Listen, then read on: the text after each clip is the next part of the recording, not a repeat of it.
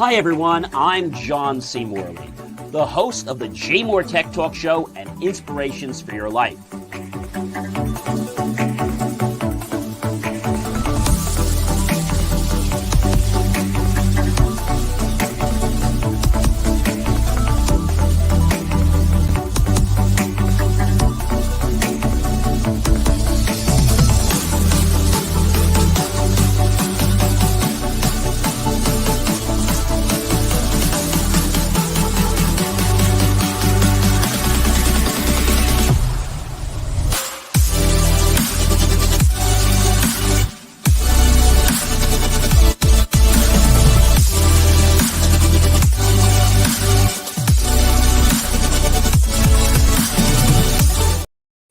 Hey guys, it is John C. Morley here, serial entrepreneur. Welcome to JMOR Tech Talk.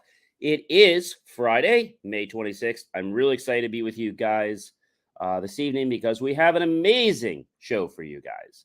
I can't believe that we are in, ladies and gentlemen, can you believe this?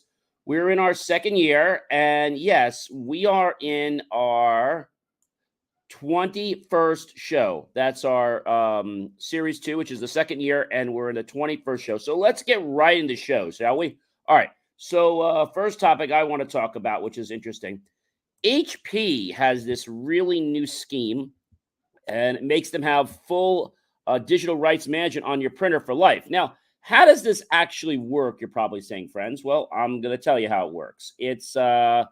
It's really kind of how can I say devilish the way they've done this. So let me tell you what happens. So you buy a new printer, and there are a variety of models. Let's say one of the best sellers is like the HP DeskJet 2755E, and it's under $100. It's only $85, and you get color, black and white. It's wireless.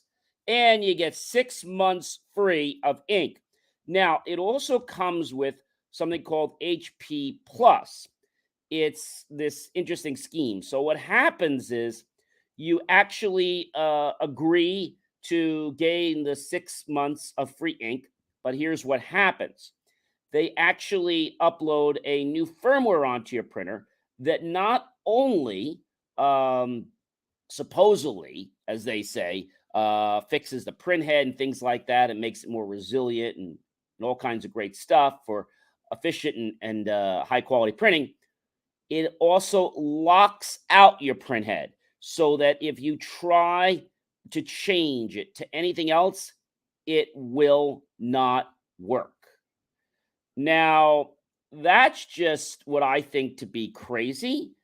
And I don't know, I think there's going to be some lawsuits down the way. But it is called digital rights management. And basically, they own your printer.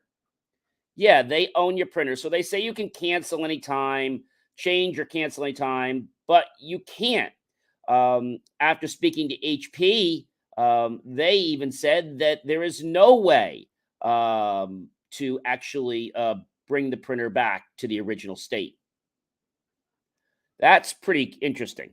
So the only way you can get rid of HP Plus once you activate it is to buy a new printer. And this is directly from the HP support department. Now, HP didn't want to answer the question about firmware updates directly because obviously there is no way to uninstall it. And the IITC, a group that represents ink cartridge remanufacturers, isn't suing the world's leading printer company just yet, but I have a hunch that could be on the rise. So this is really something that is bad, and I gotta say a big shame on you, HP. Shame on you. And so they're making printers cheaper, and they're going to do this with laser printers, I'm sure, as well. But the whole thing is, that when you lose the ability to use your printer with what you want, that's a problem. And so you have to buy more ink on your own from HP. And I have a hunch that they might even control that you have to get it directly from them. I don't know, but I think this is really a bad thing. So HP's ink subscription basically disables your printer cartridges. Printer ink, let's face it, is expensive, and HP promises to help with a subscription service for ink.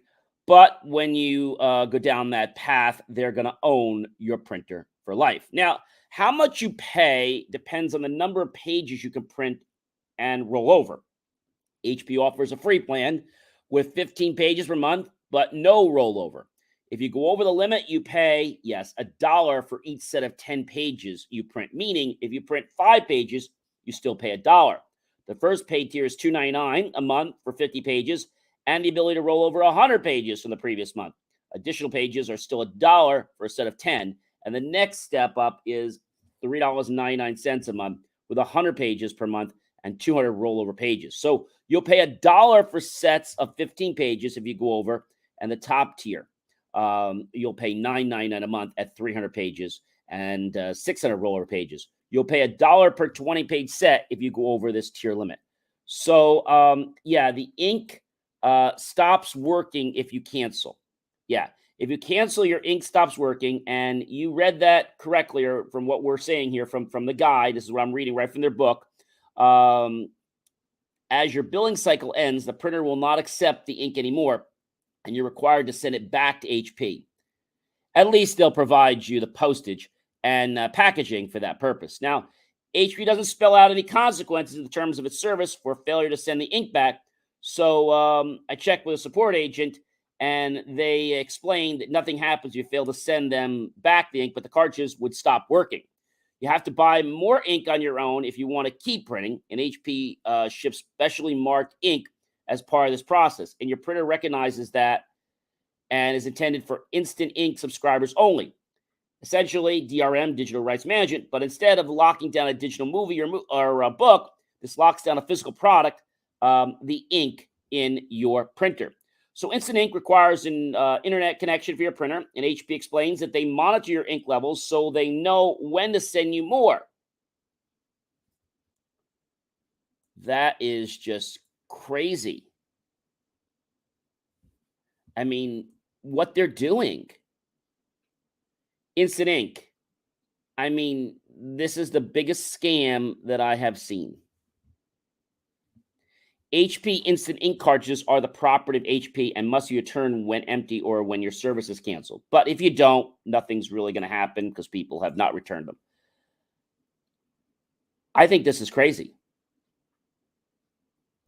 I mean, imagine your TV working like this, or your laundry machine, that you're limited in the number of loads and how you can wash. Yeah. You don't pay extra for doing laundry more or using your dishwasher more, do you? No. If you decide to use a different brand of detergent, well, that's fine. That's your prerogative and your choice. But this is interesting about a printer from HP and their line, and the fact that a website will basically regulate and tell me what I'm allowed to print. When you buy a printer, it should be yours and you control it. And this whole thing with the HP printer nonsense game, I think this is pitiful. And I see a lot of lawsuits happening. So you take the free ink. We always say there's no free lunches. And you're going to pay because the printer won't be yours anymore. It'll be locked down to their digital rights management. And HP Plus started a little while back, but it's starting to become more popular with some of the printers that they're rolling out. And again, there's no way to get out of the HP Plus program.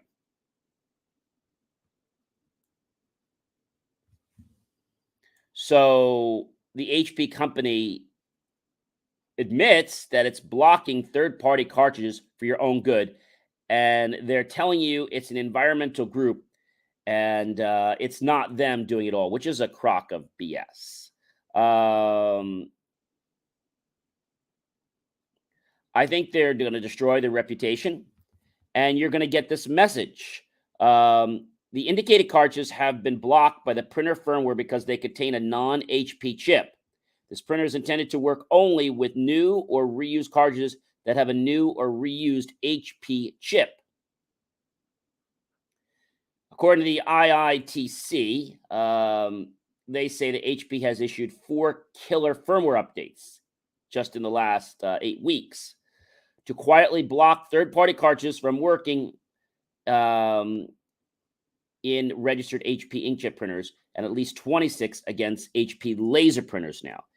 HP did not answer any questions when I reached out to them, but I don't want you to get too concerned about that. With dynamic security, I don't think we have finished this battle yet with the HP Free Ink, because they are definitely stealing some privacy information that you may not want to share. So you basically expressly allow HP to remotely change, patch, update, or otherwise modify your printer software, firmware, or programming remotely without notice to you in order to provide a service to you or comply with the applicable laws currently at the time. They can remotely monitor what's printed, the pages, the types of document, whether it's Word, PowerPoint, PDF, JPEG, etc. And for example, HP original cartridges, whether it's new or used at the time of its last insertion into the printer, and other similar types. So you agree to maintain connectivity of your printer to the internet and to not remove or disable any remote monitoring software or functionality on your printer. If your printer is not connected to the internet, then the subscription cartridges, as defined in the section, will be disabled, and you will not be able to use them to print. But you will continue to be charged for the service. Isn't that nice? As described in Section 7 of the agreement, paying for your service. In order to reactivate disabled cartridges, you will need to reconnect your printer to the internet and keep it connected. All right, so when your service is canceled for any reason, again, HP will remotely disable the subscription cartridges, and you'll no longer be able to print with the subscription cartridges. In such a case, you'll need to purchase a regular HP cartridge compatible with your printer in order to continue printing. So what it's stating is when the firmware gets installed, they are basically brainwashing your printer to say, okay, you can only use these cartridges that we're providing you while you have a subscription, or you can go buy HP original cartridges in the store. Thanks, HP. I can either get ripped off from you with your wonderful monthly plan, or I can simply pay even more money and buy your premium cartridges, which we know are not worth that money. So printer ink is one of the most expensive fluids in the entire world. Free ink is tempting, but remember, taking that free ink will definitely slap some cuffs on you and probably make you want to throw that printer in the garbage. Yeah.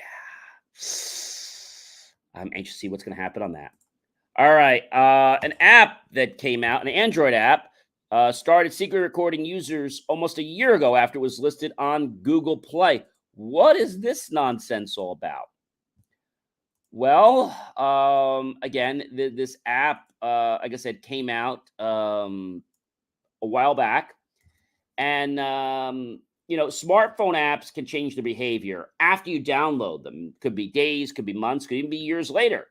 And the app can be something completely worse. So this recorder actually works as it's supposed to, but then it records basically snippets of audio every 15 minutes and forwards it to the developer using an encrypted link. That's crazy. And scam apps are not new on Apple or the Google App Store, but recorder apps can be especially bad because who knows what information they might be getting from you.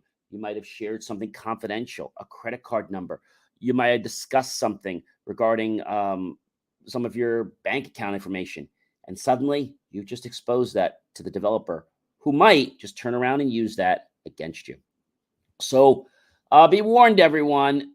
If you have this app on your phone, I would tell you to go to your phone immediately and delete this app. I just can't believe that this stuff would get through the store. Okay. And it's called iRecorder. And it was just an innocent little program introduced in 2021. So if you have iRecorder on your phone, get rid of it. All right, everyone. That's something that is a real bad actor. And I think that the Apple Store and the Google Play Store should be locking down and blocking programs like that, because that's just sending a bad message. Microsoft sets out an Activision appeal against the UK regulator. What's going on with this, folks? Well, on May 26th today, Microsoft is now challenging Britain's decision to block its $69 billion takeover of, yes, quote unquote, Call of Duty, the maker of Activision Blizzard, on the grounds of fundamental errors in the assessment of Microsoft's cloud gaming services. Britain's antitrust regulator, the Competition and Markets Authority, vetoed the deal in April, saying it could hurt competition in the nascent cloud gaming market. And Microsoft confirmed on Wednesday it had filed an appeal against the ruling to the Competition's Appeal Tribunal. And a summary of its argument was also published, yes, on today, Friday. So in conclusion, the deal would lead to substantial lessening of competition in the United Kingdom. Cloud game market was wrong, according to the summary, and the CMA, quote unquote, made fundamental errors in the calculation and assessment of the market share data for cloud gaming services. Microsoft will say at the Competition Appeal Tribunal, and they are being relentless on this. They really are. And so Microsoft set out 5 grounds for appeal in total. And the CMA's shock decision to block the biggest ever deal in gaming drew a furious response from both companies. Ouch. It's funny how these companies get so greedy, how they just want to exploit people. I think it's terrible. All right. More great news for you guys. The G7 officials are to hold the first meeting on the AI regulation next week. I am really excited to learn what's going to happen there. So a group of G7 nation officials will meet next week to consider the problems posed by AI, generative artificial intelligence, like ChatGPT, as Japan had recently said today. And leaders of the G7 included the United States, European Union, and Japan last week had agreed to create an intergovernmental forum called the Hiroshima AI Process to debate issues around fast-growing AI tools. And G7 government officials will hold the first working-level AI meeting on May 30th. We will definitely bring you some great news on that next Friday, which incidentally, ladies and gentlemen, will not be in May anymore. This is the last Friday in May. That will be June 2nd, first Friday of, yes, June. And so they're going to consider the issues and hopefully come up with a plan. My only question is, why is the United States not doing anything like that? Hopefully the Europeans might force the U.S. to do something, because it seems like they're really getting in control, and I got to give them a kudos for doing that. So you might be asking a question, why are Nvidia shares soaring, and what is its role in the AI boom? Yeah, I'd like to know the same thing.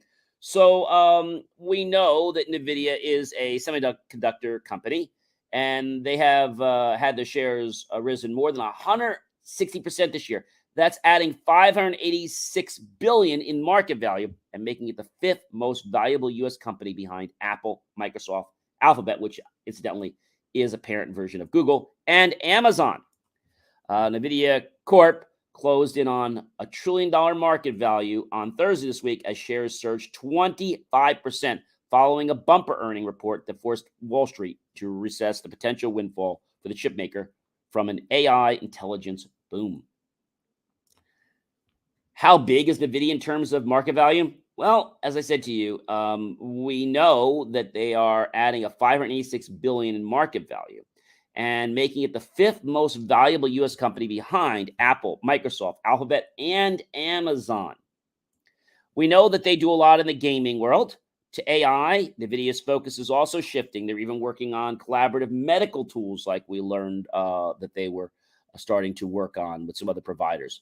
NVIDIA's role is they are the large computers that process data and power generative AI run on powerful chips called graphics processing units, or GPUs. Nvidia produces about 80% of GPUs, according to analysts, and GPUs are designed to handle the specific kind of math involved in, yes, AI computing, and making them very efficient.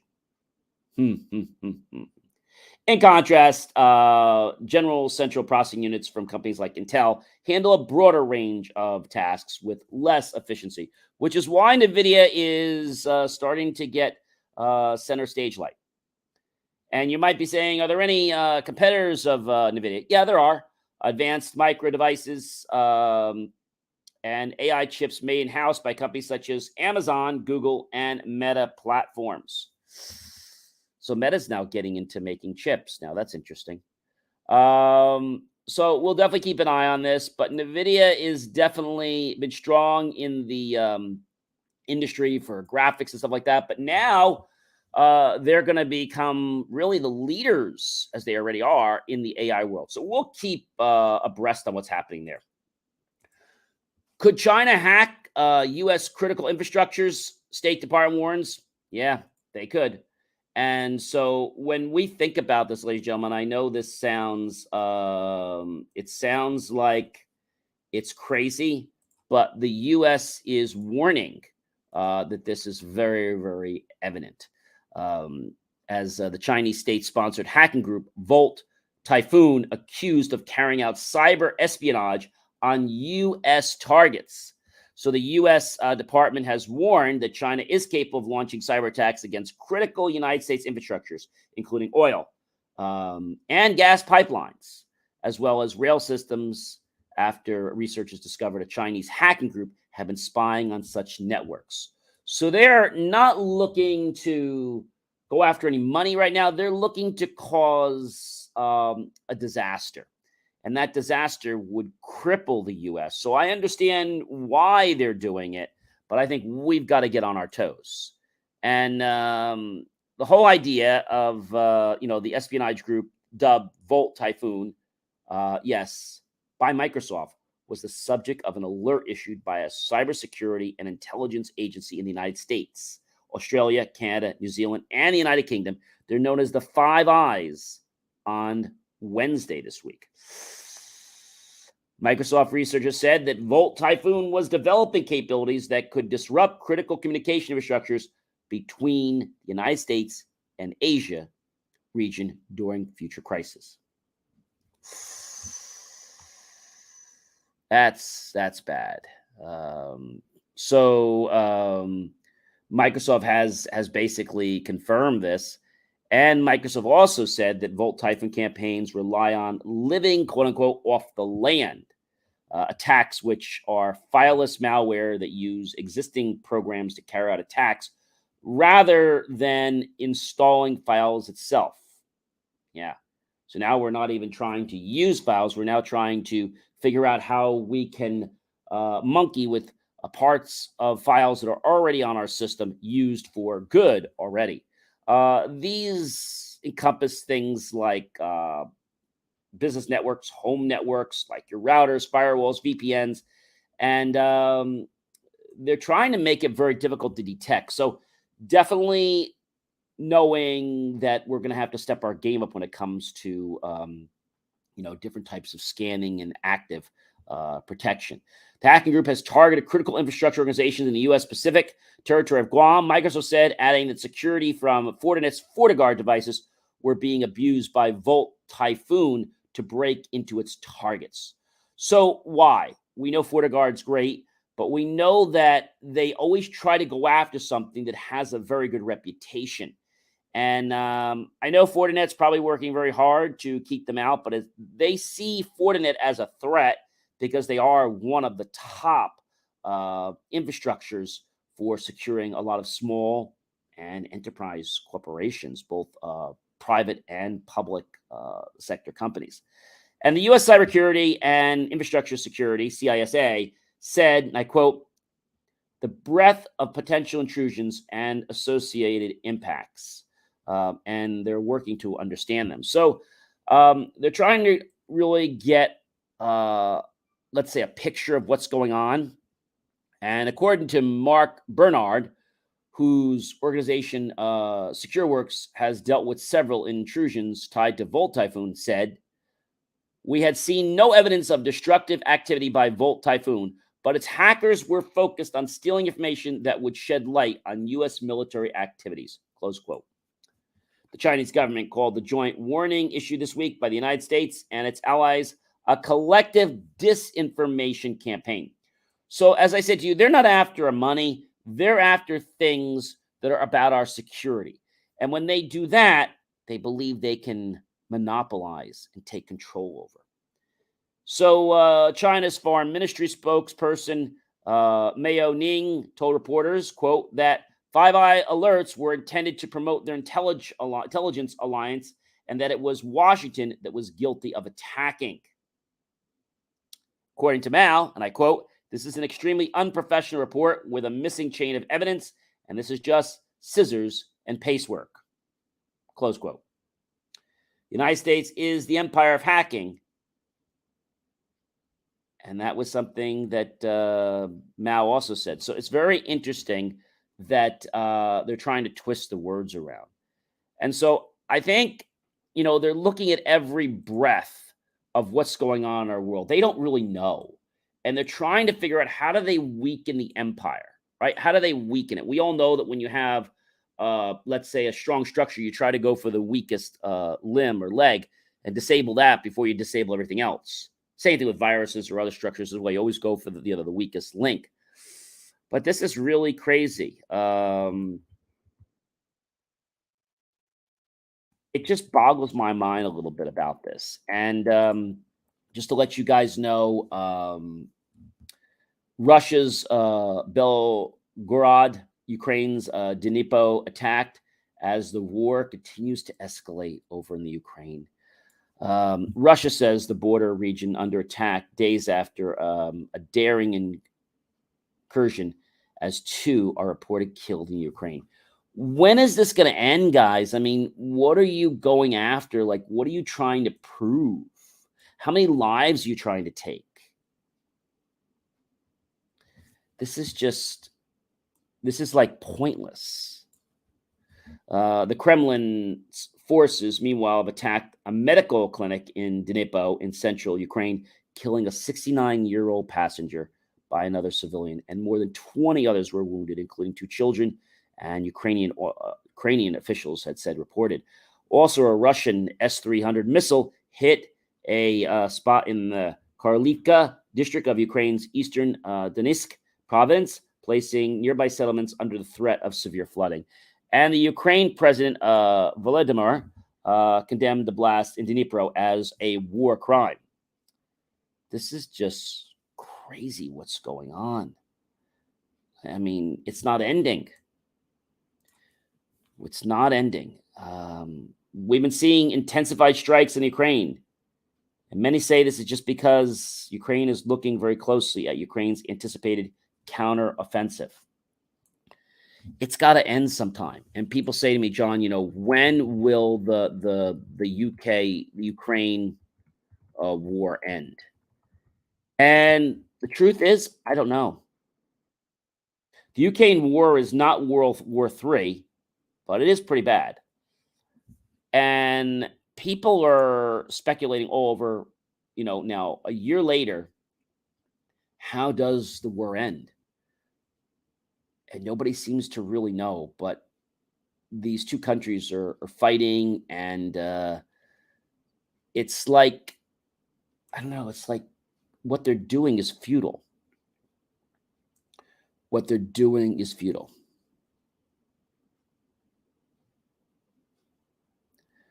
I don't know. My concern is it needs to end before it gets to the U.S. And people are speculating all over the world. How is it going to end? When is it going to end? But nobody really knows. Nobody really knows. All right. So let's be on our guard and know that we have to really step up security and be extra vigilant, even though we might have firewalls and things installed. Let's be extra vigilant and check on things and make sure that our networks are still healthy and working properly. More than 13,000 people in England were denied vote due to a new ID law, according to Reuters survey shows.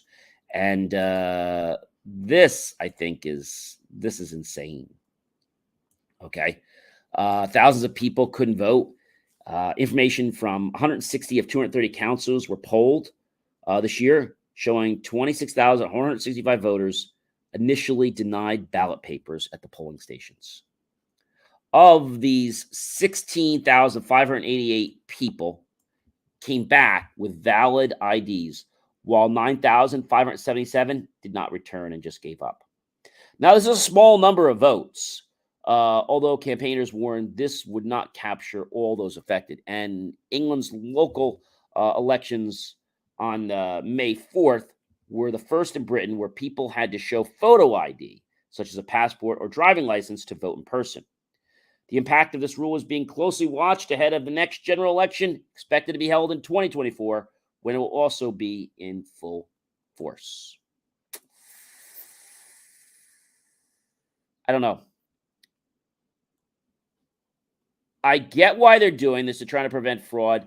But if they make it too hard for people to vote, I think they got to let people know ahead of time of what they need, because this probably wasn't clearly disseminated out to the public, because I'm sure people would have came with the right ID. A lot of these governments don't do a good job of communicating. You know, they're supposed to be in the people business, but yet a lot of them don't even communicate, and they don't even know where to start. All right, ladies and gentlemen, let's get on to another great topic. The Dutch watchdog looking into the alleged, yes, ladies and gentlemen, yes, the alleged Tesla data breach. What's this all about, John? Well, I'm glad you asked me, because there has basically had been some speculation that there was a data breach at Tesla. According to Reuters, the data protection watchdog for the Netherlands said on Friday today it was aware of possible Tesla data protection breaches, but it's too early for them to give further comment. And so Germany's Handelsblatt reported, and I quote, this past Thursday, Elon Musk's Tesla had allegedly failed to adequately protect data from customers, employees, and business partners, citing 100 gigabytes of confidential data leaked by a whistleblower.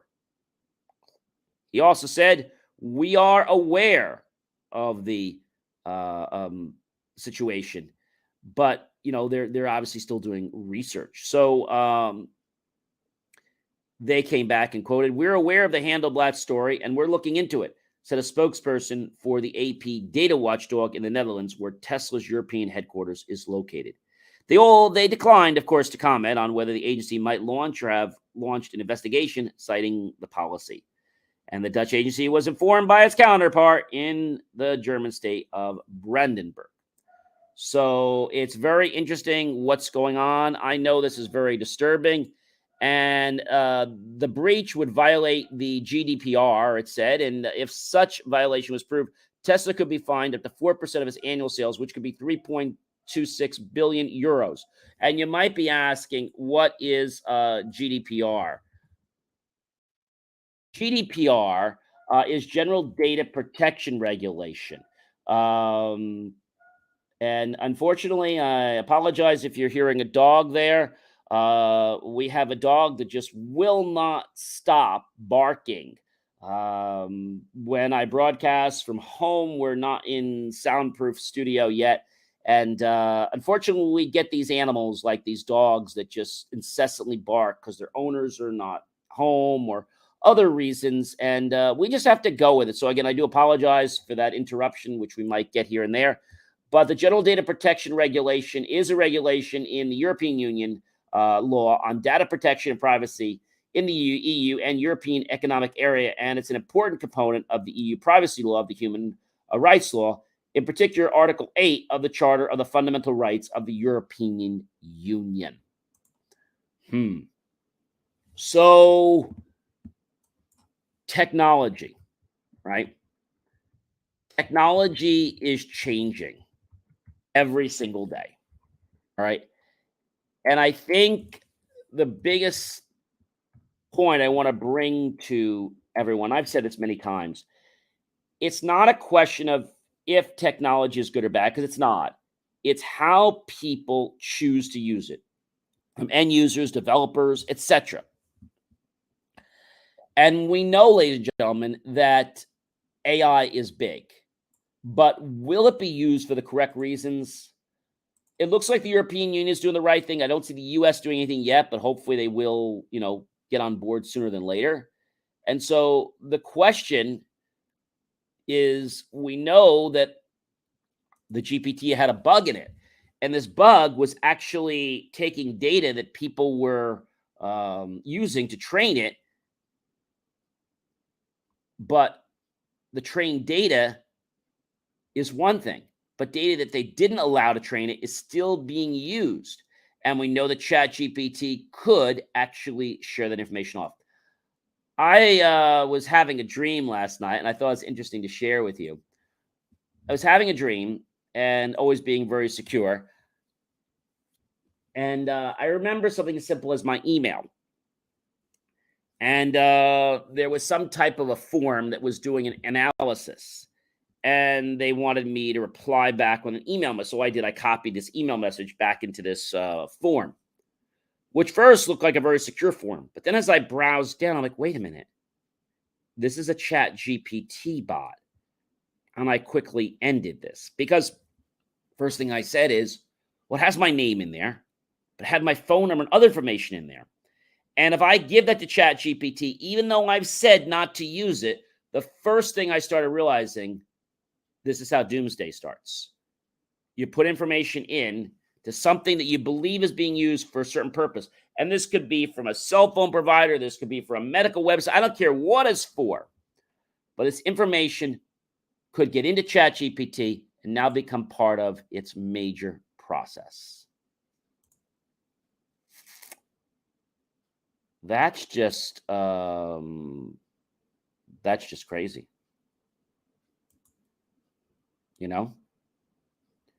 So crazy that it could really be a problem.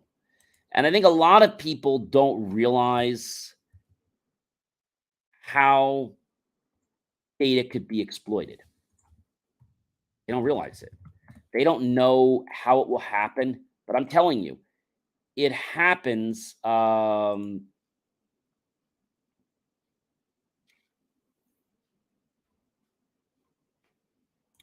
by entering data on a form.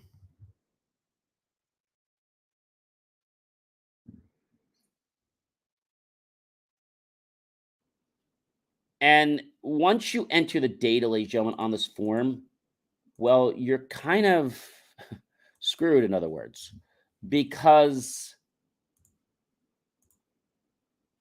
it's going to take the information and you don't know where it's going. You don't know where it's going. So we have to be careful.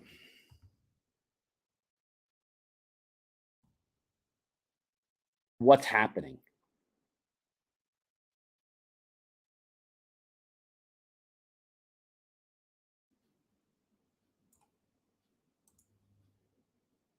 And so people say to me, John, every day, what is it that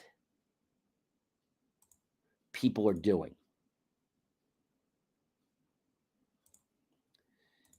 And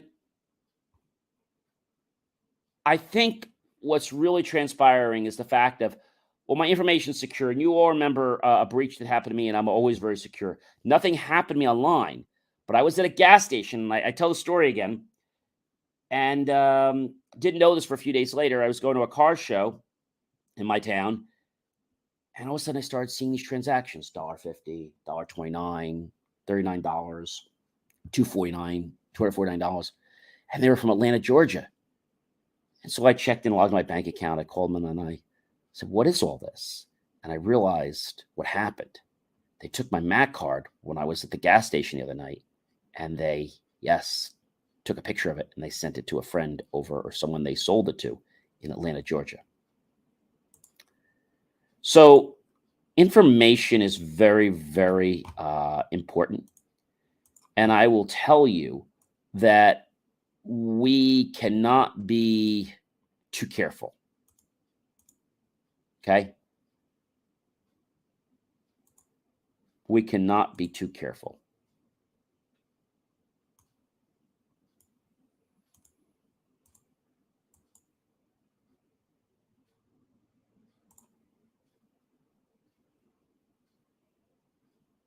I will tell you that you make a choice in life. All right. And people say, oh, gee, it's not going to happen to me. It's not going to happen to me. It's not going to happen to me. And I get it. It's not going to happen to you. I get it.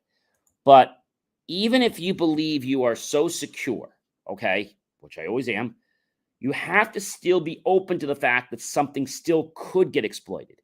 Because if you're not open to it, you're never going to see the breach if it happens. Does that make sense, everyone? So again, it's everyone's responsibility, not just the developers, not just consumers and business owners and users, to make sure data stays safe and secure. It's everyone's responsibility. I mean that. Everyone. And so while we're thinking a little bit about technology, and then, things like open AI technology, and we're going to talk more about this, like, certain manufacturers are going to start trying to add services. We already see what HP did. And I think that is just an abomination. The fact that they're now going to give you free ink for 6 months. And then it's like they pretty much are forcing you to use HP ink, stay with the buy program, or you have to go get your own, buy your own ink if you cancel the program. But when you cancel the program, remember, you can't use any refurbished cartridges, refilled cartridges. So I feel that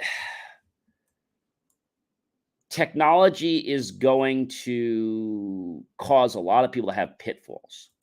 And the reason I say this is that you don't want to be quick to jump into something just because you hear about it. Unless it's for someone you trust or you've been following for a while, just hearing something is not enough. You've got to do some research and maybe figure out, is that true? Is that not true? Okay. And if you don't want to do that and something happens in your life, I really can't help you because you just blatantly decided for something when that really wasn't the best move in your life.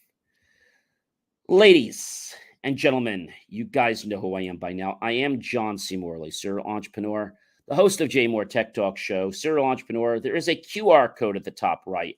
Take your smartphone, scan the QR code. You'll get directed over to my link tree. If you can't get there by the QR code, just go to believemeachieve.com, and we'll give you more of my great content for you guys to check out. We've got so much of it. And I think if you understand how technology works and how it can go through, I think you will probably appreciate what's going to happen. And the biggest thing is life does thrive with technology, okay? However, sometimes the best thing to do might be to use personal interaction, because we want to always automate everything, which I think is great. Nothing against that. But I will tell you that it's more than just jumping on a trend. Okay? It's more than jumping on a trend. We need to make ethical, logical decisions in our life that are going to empower us to become great people in this world and to help other people become great as well. I hope you guys have an amazing rest of your weekend. Have a happy, healthy, safe Memorial Day, this long Memorial Day weekend on Monday. And hope you're out with all your friends and your family and having a great time. And remembering all those wonderful men and women who put their lives on the line so we can have freedom. And tonight, I want to take this opportunity to dedicate the show. I don't usually do this, but I want to dedicate tonight's show to all our veterans and for everything they've done for us, because I don't think they get thanked enough. And I think when we have our freedom each day, we believe that it's our right, which it is now, but it's a privilege. And it became a right because of these wonderful men and women that made it a reality. Again, have yourself a wonderful rest of the weekend. If you guys want to become a guest on my show, visit JMOR.com, apply in the application. And if it meets with us, we will definitely get back to you and bring you on as a guest. Have yourself a great one, everyone. And remember, technology is not good or bad. It's how we choose to apply it that makes it so. Have a great one, everyone. And I'll see you guys, for the first Friday in June 2nd. Take care, everyone. Be well.